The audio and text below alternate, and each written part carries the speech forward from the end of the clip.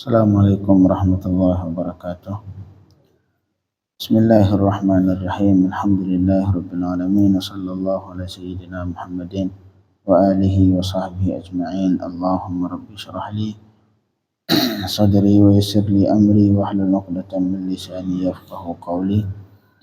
Allahumma rabbi zidna ilman warzuqna fahma. Jamaah maghrib untuk rahmati Allah. Sebelumnya belum niat i'tikaf atau berniat nawaitul i'tikaf fi hadzal masjid lillahi ta'ala. Kemudian terlanjutkan masih tentang fikih nikah. Tentang rukun yang pertama yaitu sighat. Sighat yang artinya ijab dan qabul. Ijab dari pihak wali perempuan, qabul dari calon suami. Untuk sighat sendiri, lafaz dan syarat yang ada beberapa syarat. Yang pertama, lafaz yang dipakai harus kata inkah, atau yang kedua tazwij. Atau kalau diterjemahkan saya nikahkan dengan saya kawinkan, dua dong. Misalkan diganti dengan kalimat yang lain, ini saya halalkan anak saya untukmu dengan mahar sekian, boleh Pak Ustaz? Tak boleh. Walaupun mungkin dipahami nikah di situ. Halalkan artinya dulunya haram sekarang jadi halal. Tapi walaupun demikian tidak sah. Nah, dalam mazhab Syafi'i akad untuk nikah khusus dua kata itu. Nikahkan, inkah ataupun tazwij. Saya kawinkan, dua itu. Kemudian syarat yang kedua dalam sighat ataupun ijab dan qabul. Ijab artinya perkataan saya nikahkan dari pihak wali, saya nikahkanmu dengan anak saya perempuan. Sedangkan qabul, saya terima nikahnya si fulana. Itu yang pertama, syarat harus pakai dua kata itu, nikah ataupun kawin. Yang kedua, syarat kemarin harus diperjelas lafaz nikah atau kawin. Jadi sehingga kalau disamarkan seperti misalkan saya nikahkanmu dengan anak saya dengan mahar 10 juta misalkan. Kemudian dijawab sama calon suami, saya terima. Terima apaan? Enggak sah. Kemudian yang selanjutnya al-ittisal ijab bil qabul. Jadi antara ijab dan qabul enggak boleh diselangi oleh diam yang terlalu lama. Misalkan saya nikahkan anak saya kepadamu dengan mahar sekian. Udah duduk dulu, minum kopi dulu, ntar setelah 5 menit baru saya terima nikahnya. Enggak boleh. Ataupun ngobrol dulu, pembahasan yang enggak ada hubungan sama nikah. Ini saya nikahkan, udah selesai dari pihak wali, dia ngobrol dulu, kemarin harga tanah berapa? Saya pengen beli rumah. Apa sebelum tiba-tiba baru nanti saya terima nikahnya. Boleh seperti itu, enggak boleh. Jadi syarat antara ijab dan kabul harus bersambung, nggak boleh dipisahkan. Kemudian syarat selanjutnya at-tanjiz. Tanjiz artinya harus dilangsungkan, tidak boleh pakai syarat. Jangan kalau saya nikahkan anak saya untukmu dengan mahar 10 juta jika utang saya lunas, ntar baru saya terima nikahnya. Enggak boleh pakai syarat. Dalam akad nikah enggak boleh pakai syarat. Kemudian sighat disyaratkan juga harus mutlaqah. Mutlak di sini enggak boleh pakai waktu. Enggak boleh pakai waktu. Saya nikahkan anak saya kepadamu dengan mahar 10 juta selama setahun. Enggak boleh. Disyaratkan waktu. Selama setahun, nanti selesai setahun habis. Kayak kawin kontrak. Boleh, enggak boleh? Tidak diperbolehkan. Jadi al-musannifu rahimahullah as-sighatu mutlaqah wa butlan nikah al-mut'ah. Jadi sighat harus mutlak, tidak boleh pakai waktu. Jadi yushtaratu fil ijab wal qabul an yakuna mutlaqaini an at-tawqit bi muddatin ma'lumatin ka syahrin aw bi muddatin majhulatin. Jadi disyaratkan dalam ijab dan qabul harus mutlak. Tidak boleh ditentukan dengan waktu yang tertentu baik waktunya jelas seperti sebulan, setahun, atau waktunya enggak jelas. Ini saya nikahkan anak saya untukmu dengan mahar 10 juta sampai pulang anak laki-laki saya. Kalau dia pulang nanti batal nikah. Oh, enggak boleh. Nah, enggak boleh pakai waktu. Wahada, dan ini namanya nikah al-mut'ah. Nah, nikah mut'ah itulah ini. Nikah walaupun katanya ma'ruf bahwa Syiah memperbolehkan nikah mut'ah, enggak ada. Banyak orang Syiah mengatakan enggak ada itu. Kami enggak menghalalkan itu. Tidak ada orang Syiah yang menghalalkan kecuali yang pura-pura Syiah.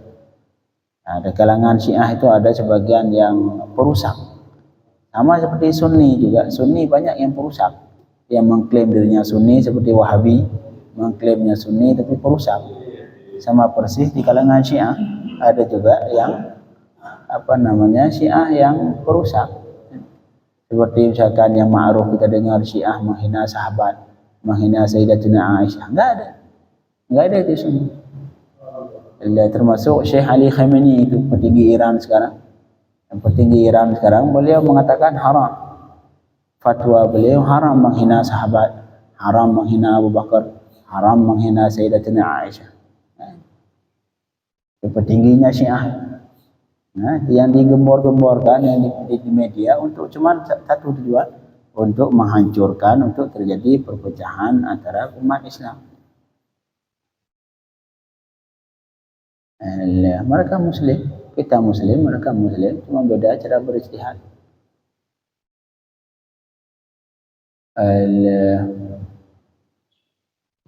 Jadi mut'ah, banyak orang Syiah sering enggak ada, kami enggak ada mut'ah, enggak boleh mut'ah. Jadi mut'ah artinya nikah kontrak yang ditentukan dengan waktu, tidak diperbolehkan. Walladzi kana jaizan fil awalil Islam, walaupun itu dasarnya di awal-awal Islam dibolehkan. Dulu di awal-awal Islam itu dibolehkan nikah mut'ah. Rukhsah lil muttar. Karena saat itu mereka sebagian sahabat saat itu membutuhkan nikah mut'ah. Tapi kemudian tsumma hurrima abadan, kemudian diharamkan selama-lamanya. Jadi kayak khamar lah, kayak minuman memabukkan. Awalnya khamar dibolehkan, tapi kemudian diharamkan. Sama persis seperti nikah mut'ah yang dulu di awal-awal Islam dibolehkan, tapi kemudian diharamkan.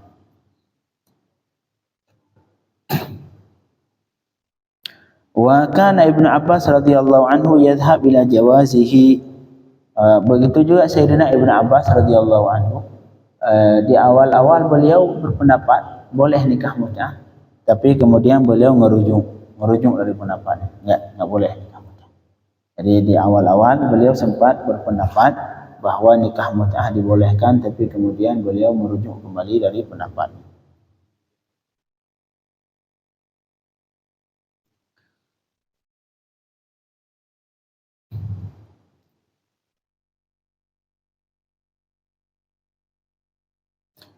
Ini sesuai dengan hadis yang diriwayatkan oleh Sabrah Al-Juhani. Sabrah Al-Juhani, beliau meriwayatkan sebuah hadis dari Rasulullah sallallahu alaihi wasallam. Kata beliau, ini hadis diriwayatkan Imam Muslim, bahwa Rasul sallallahu alaihi wasallam pernah bersama beliau, kemudian Rasul bersabda saat itu, ya ayuhan nas, wahai manusia, inni qad kuntu adzintu lakum fil istimta' minan nisa. Kata Rasul, dulu saya memang pernah menghalalkan kalian untuk mut'ah sama perempuan. Dulu. Wa inna Allah, dan sesungguh Allah qad harrama dzalika ila yaumil qiyamah. Untuk sekarang Allah telah mengharamkan sampai hari kiamat, enggak boleh lagi. Enggak boleh lagi dalam akad ditentukan dengan waktu. Faman kana indahu minhunna syai' falyukhalli sabilah. Kalau yang sudah, misalkan yang sudah menjalankan masih dalam, misalkan dia mensyaratkan setahun, udah 5 tahun, sudah batalin, sudah selesaikan. Kalau yang mahar yang sudah dikasih itu sudah ambil aja, kasih aja ke perempuan. Wala ta'khudhu mimma ataytumuhunna syai'an. Nah, dulu sahabat sebelum diharamkan sempat melakukan itu. Misalkan ini saya nikah selama setahun dengan misalkan 10 juta. Kemudian baru berjalan 3 bulan, 4 bulan diharamkan.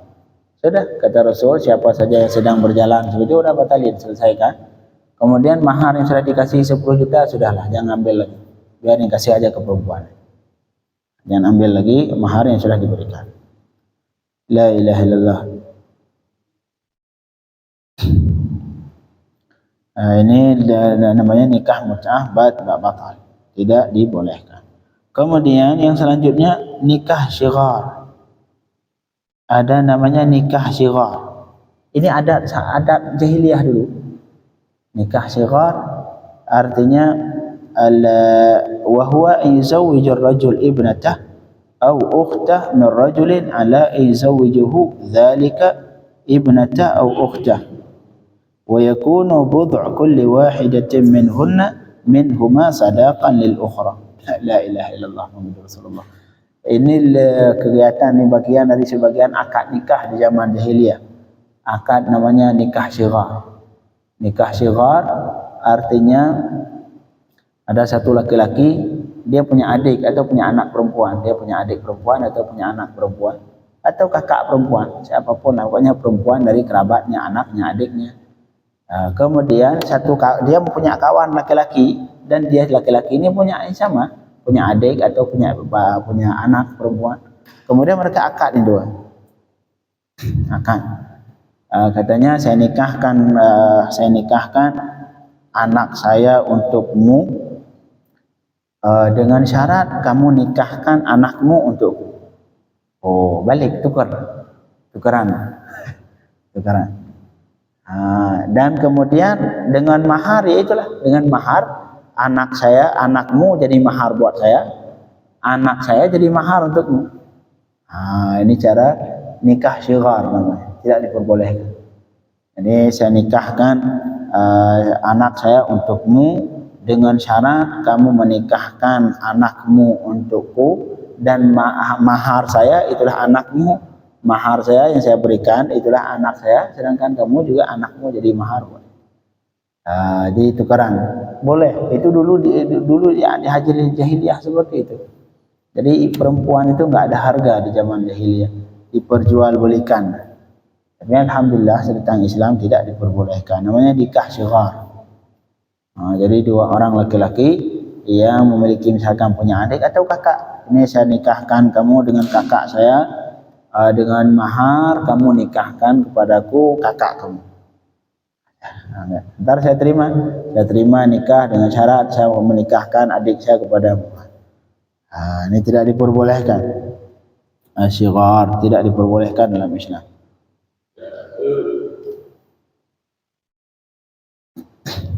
Kemudian ada satu lagi namanya nikah al-muhallil. Ini lain lagi, ini nikah muhallil.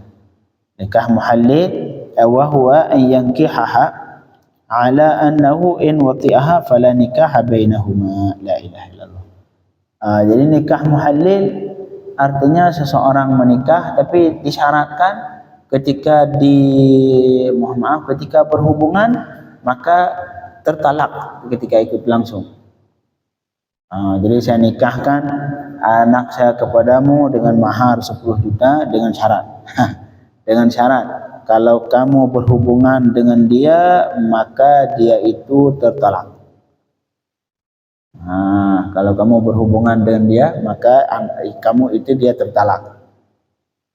Itu dulu dia lakukan itu. Zaman jahiliyah dulu dilakukan hal-hal seperti ini. Nikah muhallil namanya. Ini enggak diperbolehkan dalam Islam, enggak boleh seperti ini. Sehingga dalam yang bertujuan itu nikah muhallil seperti itu yang bertujuan dulu untuk kembali ke suami pertama. Suami pertama sudah mencerai, akhirnya hari nikah sama orang lain. Kemudian disyaratkan ini saya suami pertama. Nanti ketika kamu nikah sama istri saya, mantan istri saya, syaratnya nanti ketika kamu berhubungan terpasak seketika itu. Udah, ntar ketika akad saya nikahkan anak saya kepadamu dengan mahar 10 juta dengan syarat ketika kamu berhubungan dengan dia maka otomatis tercerai. Ini enggak boleh. Enggak boleh pakai syarat. Dalam nikah tidak boleh Jadi ada persyarat, ada syarat seperti itu. Sehingga dalam hadis dikatakan la'anallahu al-muhallil wal muhallalalah. Ya, Allah melaknat muhallil dan orang yang dihalalkan untuknya.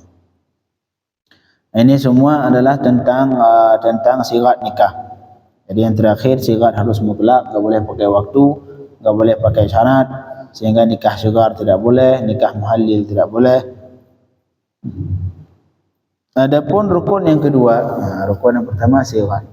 Rukun yang pertama dalam nikah yaitu az-zaujah, calon perempuan, calon istri. Kalau enggak ada calon istri gimana mau nikah? Rukun yang kedua yaitu zaujah, perempuan. Wa huwa mahallul 'aqd wa hiya al-mar'atul mankuhah. Mana zaujah adalah perempuan yang akan dinikahi. Wa laysat hiya 'aqidah, dan dia bukan dia yang berakad. Dia yang akad. Yang akad siapa? Walinya, bapaknya atau pamannya, kakaknya. La ilaha wa yushtaratu fi zaujah liyasihha nikahuha syurutul atiyah. Disyaratkan pada perempuan yang ingin dinikahi untuk sah nikah beberapa syarat berikut. Yang pertama, al-khulu min mawani'in nikah. Yang pertama, dia itu tidak ada yang menghalangi nikah. Contoh, hal-hal yang haram nikah kemarin, karena ada hubungan nasab, ada hubungan ridha. Yang kemarin sudah kita sebutkan perempuan-perempuan yang diharamkan nikah. Jadi syarat calon istri yang pertama harus tidak terdapat penghalang nikah, penghalang untuk sah nikah. Wa yustaratu li sihhati 'aqdi nikah an takuna zaujah. Disyaratkan untuk sah akad nikah si calon istri khaliyatan min mawani'in nikah. Istri itu harus terlepas dari penghalang nikah. Dengan sebab qarabah, adik kita pengen nikah sama anak kita, anak perempuan, enggak boleh. Ataupun pengen nikah sama kakak, ataupun nikah sama ponakan, itu hal yang tidak diperbolehkan. Karena itu perempuan yang diharamkan untuk dinikahi. Yang kedua at-ta'yin. Ta'yin artinya perempuan yang dinikahi harus ditentukan, harus disebutkan yang mana itu perempuan. Jangan seseorang saya nikahkan kepadamu dengan salah satu anak saya ini. Siapa salah satu? Beliau punya dua anak perempuan. Ini bapak punya dua anak perempuan. Ini akadnya saya nikahkan kepadamu akan salah satu anak perempuan saya ini. Enggak boleh. Ya, diperbolehkan harus ta'yin, harus ditentukan. Ditentukan kapan? Dalam akad. Yushtaratu, disyaratkan pada seorang calon istri antakuna, bahwa ia itu harus ditentukan dalam akad. Dalam akad harus diperjelas yang mana calon istri. Jangan seperti tadi, saya nikahkan kepadamu salah satu anak saya yang dua ini. Siapa? Enggak tahu. Ntar baru selesai nikah baru dia pusing suaminya, ini yang mana calon istri saya. Jadi harus diperjelas dalam akad. Wa illa batalal 'aqdu. Kalau tidak maka akadnya tidak sah.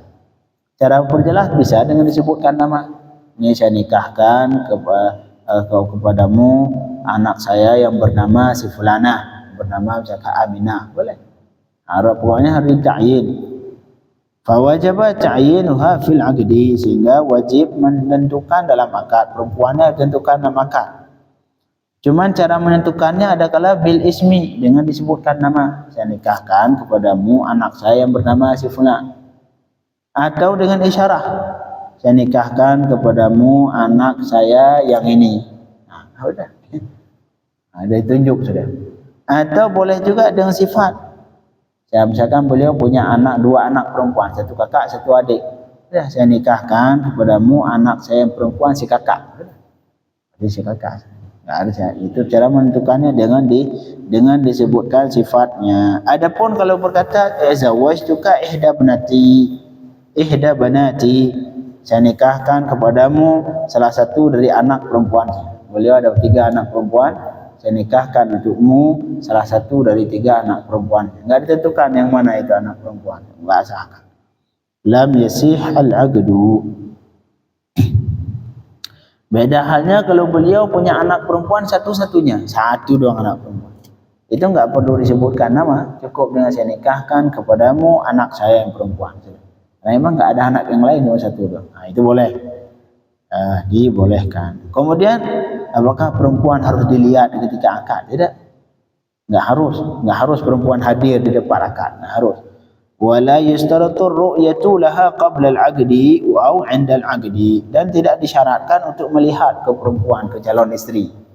Apakah untuk sah nikah laki-laki harus melihat ke perempuan? Enggak disyarat. Baik ketika akad atau sebelum akad. Tidak disyaratkan. Tidak disyaratkan untuk sah akad si calon suami harus melihat calon istrinya. Apalagi kalau sekarang kadang-kadang terlalu berlebihan. Belum akad sudah diduduk berdua dulu. Ini haram. Haram seperti itu. Adat jahiliyah itu. Ini contoh adat-adat yang jahiliyah masih berjalan sekarang. Solusinya bagaimana? Perempuan kemana dulu, kayak ke belakang dulu. Nanti udah selesai akad semua, baru dia datang. Itu silahkan. Tapi jangan depan umum juga. Itu sekedar pegang-pegangan, sekedar foto. Labaslah depan umum. Silahkan kalau jadi suami istri. Ini enggak akad belum, sudah peluk-pelukan itu. Sudah dipakai kayak orang India itu. Ada jahiliyah. Ada jahiliyah kadang-kadang masih dijalankan sama kita umat Islam sekarang. Akad dulu, selesai akad, silahkan. Selesai akad, silahkan. Jadi yang kedua harus ta'yin, harus ditentukan. Yang selanjutnya adamul ihram. Syarat perempuan yang ingin kita nikahi, yushtaratu fi zawjati 'inda al-'aqdi alla takuna muhrimatan bihajjin aw umrah. Disyaratkan perempuan yang ingin kita nikahi, dia itu ketika akad bukan dalam keadaan ihram, baik ihram haji atau ihram umrah. Jangan nyari berkah. Kadang-kadang kita bodoh, enggak ada ilmu, pengen nyari berkah. Akad di mana? Depan Ka'bah.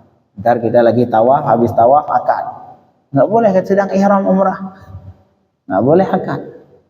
Kalau sudah nawaitul ihrama bi umratin wa ahramtu biha, sampai selesai tahallul enggak boleh nikah dulu.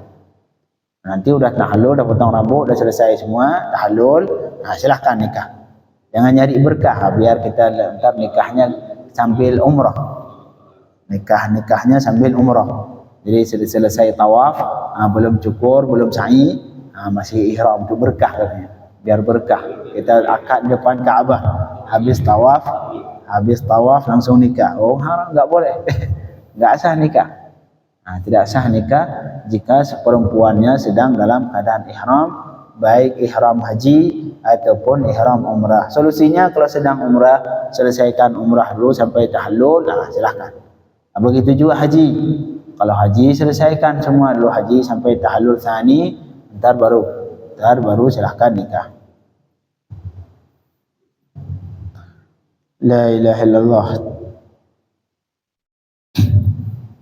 Karena disebutkan dalam hadis Sayyidina Uthman, la yankihul muhrim wa la yunkih wa la yakhtib. Tidak boleh menikahi oleh orang ihram. Itu suami, seorang laki-laki enggak boleh menikah ketika ia sedang ihram. Begitu juga perempuan.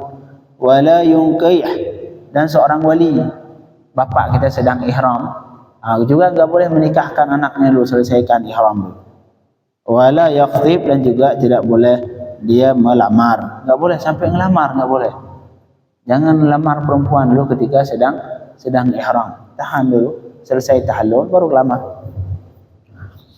Jangan nyari keberkahan lah. Buat nyari keberkahan di tempat yang halal, bukan seperti ini. Terbawa dulu, bawa cincin, acara lamaran di mana? Biar kelihatan tu foto untuk di Instagram, untuk diupload ntar depan Ka'bah, acara lamaran. sedang umrah ataupun sedang ihram haji, sedang ihram umrah. Jangan. Enggak boleh khitbah sedangkan ia sedang ihram. La ilaha illallah. Kemudian al-ahliyah. Al-ihliyah ini artinya si perempuan itu adalah orang yang sah untuk nikah. Yusyaratu inna lillahi wa inna ilaihi raji'un.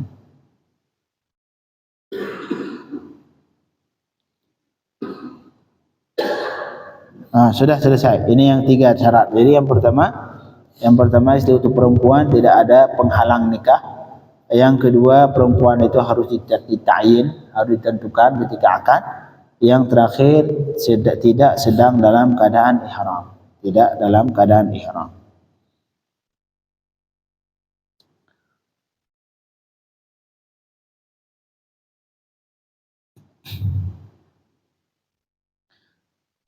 Kemudian begitu rukun yang ketiga az-zawj. Az-zawj Allah besok kita lanjutkan tentang rukun dari syarat-syarat seorang suami, seorang calon suami ingin menikah. Allahumma faqihna fid din wa 'allimna at-ta'wil waftah 'alaina futuhal 'arifin.